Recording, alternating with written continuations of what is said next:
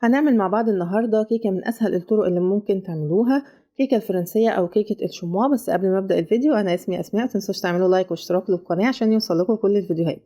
هحتاج 3 بكاوي بسكوت السادة، هكسرهم كده جوه الكيس زي ما انتوا شايفين، وبعدين هجيب طبق أحط فيه البسكوت وأحط معاهم معلقتين زبدة سايحة وأقلب كويس، وبعدين أجيب صينية أحط فيها ورقة زبدة وأحط البسكوت وأضغطه كويس بأي حاجة موجودة عندي، ممكن بكوباية.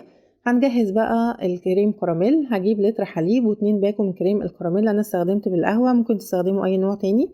هرفعه على النار لحد ما يغلي واحط شويه فانيليا، والخلاط بقى هنزل بخليط الكريم كراميل وفوقيه باكو من البسكوت الساده، ودي علبه قشطه لو مش متوفره عادي خالص. هنضرب كله مع بعضه، واجيب البسكوت من التلاجة واحط عليه الخليط اللي احنا ضربناه ده وادخلها التلاجة لمده ما تقلش عن 3 ساعات.